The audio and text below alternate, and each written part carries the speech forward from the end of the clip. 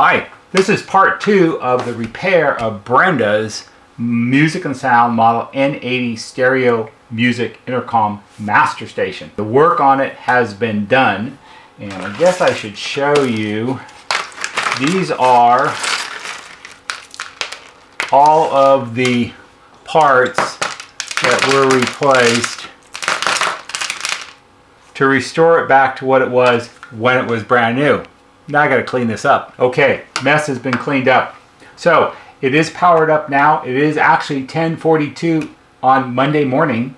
And if we go ahead and turn the music on, I'll turn the system volume up a little bit. I've got the left and right speakers connected as before. I also have a single remote station connected, and it's hooked up to a door station, which is over there on the end of the workbench. The intercom does work. We can do room talk. A little loud. Room listen. Door talk. And door listen. Like that. One of the things I noticed on this is, and this is I think fairly typical for music and sound design, is when you push, for instance, room talk, there is a brief pause before it engages. When you press the button, you can hear the relay inside the unit click, and the click is instantaneous, but the actual audio transmission takes a beat before it comes in. So when you learn to use a system like this, you have to get this sort of pattern down of, because if you push and talk immediately, you're going to lose half of the first word, and when you push listen, you're going to miss half of the first replying word. So there's a sort of a pattern or a rhythm to how the intercom works. That's typical for a lot of intercom systems, especially back in the day. All the room control switches here have been cleaned. One of the things I found interesting was the way this set is assembled, and that's one of the more challenging parts of working on this, it turns out. The board that these switches are on is actually very difficult to get out. You have to remove the entire chassis from the faceplate, and it wasn't fully necessary to do that. So they were cleaned with the Deoxit D5, just like we always do. This Deoxit D5, buy it on Amazon. Not at Radio Shack anymore because there are no more Radio Shacks. After I cleaned them, because they were kind of staticky and somewhat intermittent, if you jiggle them around, you could lose the connection. After I cleaned them, they were actually fairly hard to move. It was like they were hanging up and so forth. And I decided, because it occurred to me that I had seen that before, I let it sit. It's been a couple of days, like 4, since I finished the work on this one and finding time to make this video. And I notice now that when we move the switches, they all move very freely. So we'll set them all back to the radio intercom positions, which is the second position down from the top. Alright, so that was all taken care of. All the buttons on the panel here seem to work alright, as do all of their functions. We talked about in the first video about how this has direct access tuning, and the way that works is, if you want to listen to a station, turn the FM on. For that update, I appreciate you. We are today. Turn this down a little bit, and if you want to change it from 92.3 to 96.5, you push in 965, enter, and it immediately switches over. You want to listen to 1065, enter, switches over. So it's very easy to use. You do have, turn this down, you do have tuning up and down. So if you push it up, it will scan up and find a station. If you go down, it will scan down and find a station. You can program presets into your memory locations. You can set the clock, you do time, punch in the time, you have a PM button here, and then enter. Enter is what enters whatever information you program in from the buttons. So you have auto on, auto off, and so on and so forth. So all of this works, all the inputs were checked, everything works fine. I have it connected up to a single inside remote. Now this remote This is actually from it would be a N440. 440 is a 6-wire system. The N80 is a 7-wire system. And here on the terminal board, or on the switchboard right here, you see there's an unpopulated spot where another screw terminal could be connected, and that says violet. That would be if this was for a 7-wire N80 installation. The nice thing about this is, and the only difference is a stereo, you've got 2 channels of audio. Mono, you only have 1, but from an intercom testing point of view, this works out just fine because the intercom controls are the same. Also on the N80 stereo system, the right channel speaker is the one that carries the audio for the intercom. It doesn't come through both speakers. It's not stereo intercom. If we do room talk, turn this up a little bit, and then room listen, and door talk, and door listen. Gotta love the feedback, don't you? And then you got your volume control here. So the intercom works fine. She didn't send a chime module with it, so I'm not sure whether it actually has one. I would assume it does because it's a top of the line model. All in all, the repair went very well. I would say that the biggest challenges on repairing this have to do entirely with the way the set is constructed and the way the circuit boards are made. So here we're looking at the back of the N80, and while it may be a little bit hard to see, the things that make this complicated to work on, more complicated than I truly think it needed to be, is that one, there's all this folded metal work that make up the chassis and all the standoffs and all these brackets and all these other things, and everything is held together with machine screws and locking washers, which is really great. It's really good quality and everything, but it's a total pain in the neck to work on because you have to take all the screws apart and take boards out and then take more screws out and take brackets out, and then there's these metal standoffs, and it's all very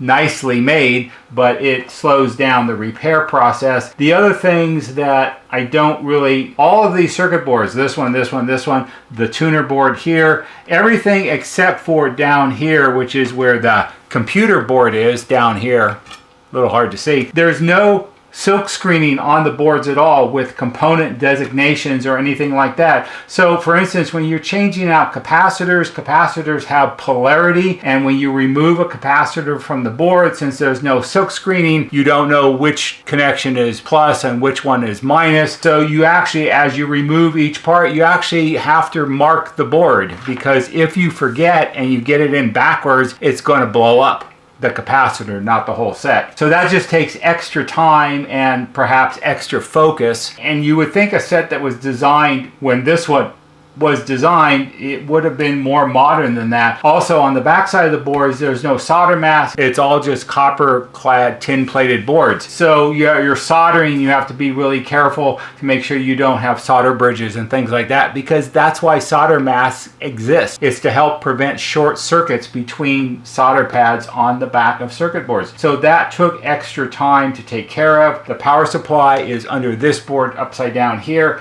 and that was taken care of. And then basically all the capacitors on all the boards were replaced to restore it back to what it was when it was brand new. This is the driver board. The output transistors are underneath it here. It's an interesting arrangement. It uses TO3 output transistors in complementary pairs, and it's the type of sockets that has little tubes, and then the tubes are soldered to the back of the driver board, and then when you sit it down over the drivers, it corresponds or aligns with the pins on the drivers, and you press it down. So it's sort of a press fit, which is fine. It doesn't have to be soldered. That's a normal way to do it. You just have to be really careful. One, the pins on the drivers have to be absolutely totally straight and spaced correctly, otherwise the tubes won't fit. And you have to make sure you get there's 4 drivers, so there's 8 pins, and you have to get them all aligned perfectly before you very carefully scrunch it down onto the pins and without bending everything. So,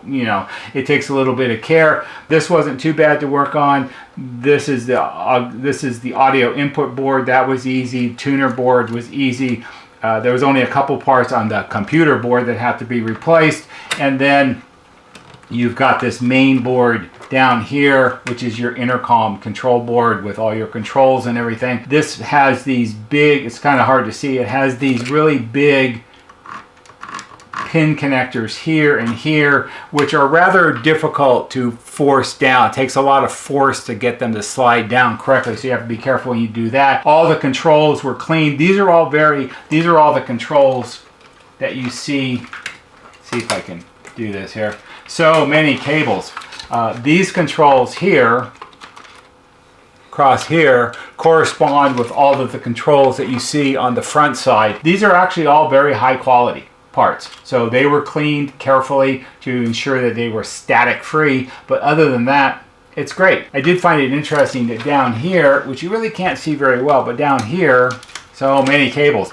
Right here is the computer board, this green one down here, and that actually has silk screening with component designations and solder mask on the other side. So I have a feeling that this board was probably made by a different company or in a different location than these other boards. I don't know that for a fact, but it would seem like that would be the case. Maybe it's complex enough, and maybe also because since it has a microprocessor on it that contains a program that makes it work, usually that kind of programming for a microprocessor would not have been done at Music and Sound, where I assume these other boards were made. It would have been done at an assembly house where boards are made, and they would have either programmed the microprocessor and then mounted it and installed it onto the board, or there's some provision on the board where after the board is manufactured, it can be plugged in and then programmed that way. So that may be why this was made somewhere else. Overall, it was a good repair. It is a quality unit, I'll give you that. A little bit of a pain to work on, but after I've done maybe 20 of them or 25 or so, it'll become ordinary and routine, and you just sort of whip through it and you know exactly what to do. You know what all the pitfalls are. One of the other pitfalls which required partial disassembly at least once or perhaps twice was you have to make sure you have all these cables, all these with the individual wires that go to the big connectors that plug into the terminal board. You have to make sure you get these routed correctly through the slots where the control shafts come out. So one, they're long enough, two, they're not pinched and or wrapped around things and all that kind of stuff, because they're not supposed to be. So there's a lot of wire harness kind of stuff you have. I guess it's wire harness management that you have to take into consideration when you work on it. Otherwise, when you go to put it back in, you might find you have a cable or a harness that's too short. Although I will say, I give them credit also, these are every bit, a little bit hard to see, these are every bit of maybe 14, 15 inches long. So very generous. Not down to that last inch where if it was just an inch or two longer, it'd be easier to get your hand in there and plug it in. These are very generous to plug in, so I think that's a bonus also. So that's it. That was the repair of Brenda's Music and Sound N80 stereo music master station. The quality of the components that we used are probably better than the original parts that were put into it when it was made. However, these did last a long time. As near as I can tell, based on code dating on some of these, this set was, or at least this component, was made in the third week of 1990. So it did last a long time, although these are brands that I'm not really familiar with. This is a brand, an NC brand capacitor. It is made in Japan, and we all know that all the best stuff is made in Japan. However, not all of them are that. This one is a Surge brand, which I've never heard of before. And this one is an NC from Japan also. And I think there were some that were, that's an NC. There were just a few, that's an NC. I guess NC was their go-to brand. So I'm not really familiar with who NC is exactly, or if they're still around. There were a couple, maybe this one. This is a Nichicon capacitor, and I don't know if there's a code date on here. This actually says 41st week of 1989, this one. So it could be that it's not all that uncommon to see a mixture of brands. Sometimes that's done because of it's a part that's more specifically tailored to what it's doing in the circuit in the device, or it could be something as simple as that those are like 3300 at 16 volt. It could be that the NC brand ones for that value were not available at that moment when they needed them, so they switched up a level to get something that was available, because that happens sometimes also. At least they didn't go down. You know, if you have to switch components from the ones you usually use to something different for whatever reason, you always try to make, if nothing else, a lateral move to the side to something that's equal to the original part, or otherwise you go up. You never go down. You know, we don't want to see any Chong capacitors in here. We want to see something better than that. So that's the end of Brenda's repair. I hope for some of you it will be interesting and perhaps helpful. If it is, give it a thumbs up on YouTube, because that helps us just a little bit. There'll be a banner right here that shows you how to subscribe. Go to our YouTube homepage, click on the bell, and when you click on the bell, click on it to receive all notifications. And every time we post a new video, you'll get a notification and you can watch it. That's all for today. See you on the next video.